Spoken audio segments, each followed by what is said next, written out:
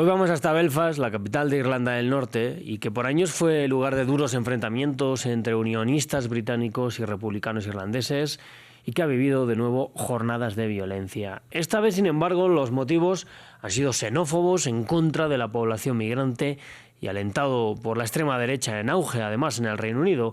Los disturbios llegan tras el apuñalamiento de un hombre británico por otro de nacionalidad sudanesa que ya se encuentra bajo custodia policial. Todo esto que ha pasado en estos días lo vamos a analizar hoy con Óscar Guardiola. Él es escritor y profesor del Birkbeck College University de Londres. Óscar, gracias por estar hoy con nosotros. En primer lugar, ¿quiénes son en concreto estos grupos que están llevando a cabo los altercados, que incluyen quemas de casas donde supuestamente vive población migrante? Luego hemos visto también, quema de automóviles, enfrentamientos con la policía. En efecto, más que enfrentamientos o protestas, lo que hemos visto en Belfast, en Irlanda del Norte, y no solamente en Belfast, también en Glasgow y en otros lugares del Reino Unido, es un pogrom, es un ataque sistemático, es un ataque maquinado para expulsar o intentar expulsar a una parte de la población racializada inmigrante. Estos grupos que hemos visto en las calles de Belfast son en parte pertenecientes a las viejas facciones de ultraderecha que son llamadas aquí loyalists, es decir, aquellas que durante los conflictos de los 70s en Irlanda se manifestaban a favor de la permanencia de Irlanda del Norte en el Reino Unido. Ahora, sin embargo, han sido radicalizados aún más por medio de los medios sociales digitales, Twitter y X en particular, por supuesto, los políticos de ultraderecha en Gran Bretaña que se benefician al azuzar esta división y este tipo de ataques. Pues muy importante llamar a las cosas por su nombre, porque lo que hemos visto claramente es persecución hacia población migrante y racializada, como dice. Vamos a hablar del papel de redes sociales, incluso de Elon Musk. Se ha hablado mucho de él en estos días, y de políticos como Nigel Farage, que es ahora mismo probablemente la cara más visible de la extrema derecha en Reino Unido. ¿Qué han dicho estos días? ¿Qué se está diciendo de ellos? ¿Son quienes alentan estas protestas?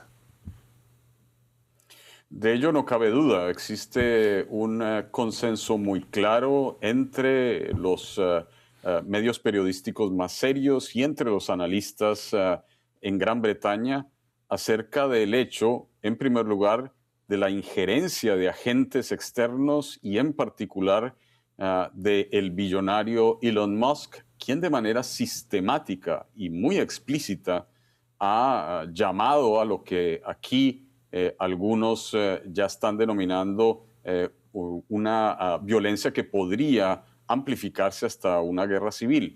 Y lo hacen en el sentido de una ideología de extrema derecha, una ideología fija, una ideología sedimentada que intenta azuzar las emociones y la precariedad económica que existe en estos y en otros lugares de Gran Bretaña con fines puramente egoístas.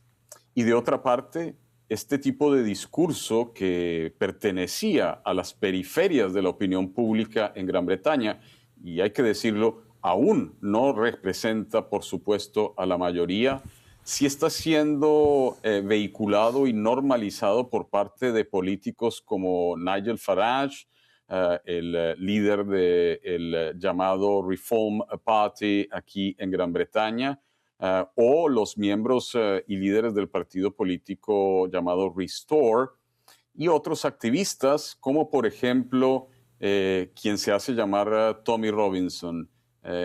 Se presentan a sí mismos como patriotas, por supuesto no lo son. Robinson, por ejemplo, ha hecho clara su preferencia por lo que llama una hermosa sociedad civilizada en la Rusia autocrática de Vladimir Putin.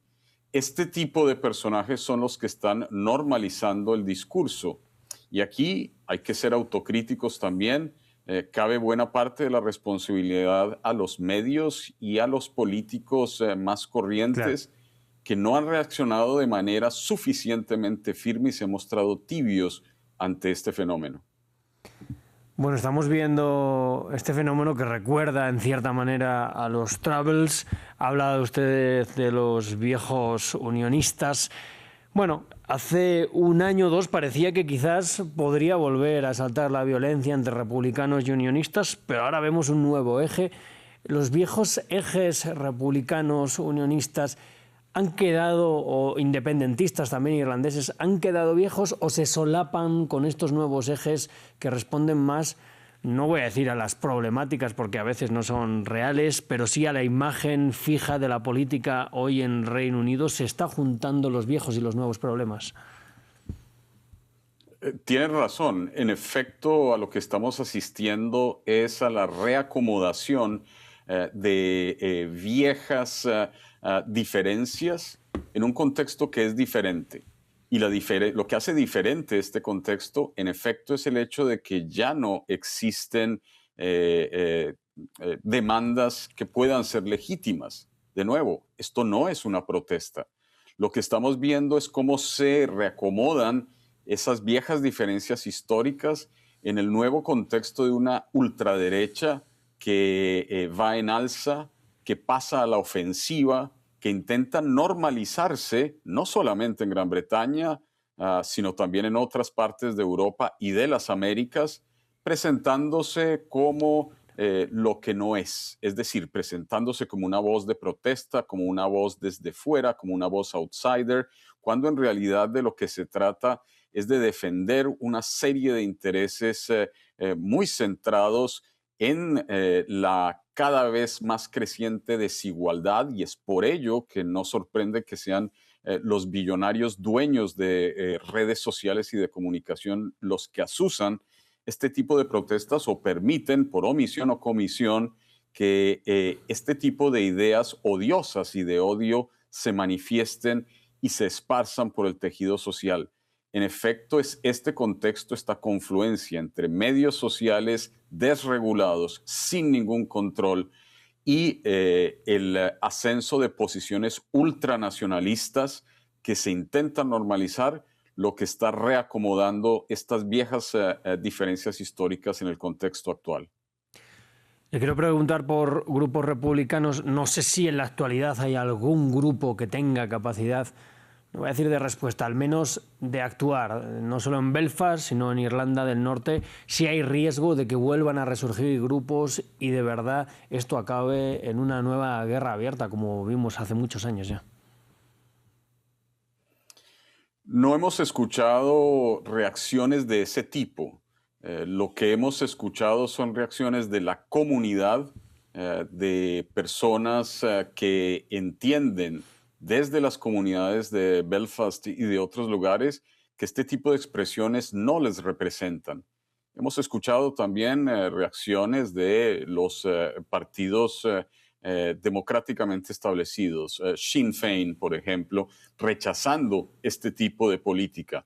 Y con razón, pues aquí ya no se trata, digamos, de diferencias ideológicas entre la izquierda y la derecha. Lo que está en juego es el tejido mismo de la sociedad civil, la vida de personas que son racializadas con el fin de que se las trate como chivos expiatorios y, por supuesto, la democracia en su conjunto. Es eso lo que está en riesgo, y es por ello que son las comunidades mismas, la sociedad civil de Irlanda del Norte y de otros lugares en Gran Bretaña, la que se manifiesta decididamente en contra de este tipo de manifestaciones que no les representan. Sí.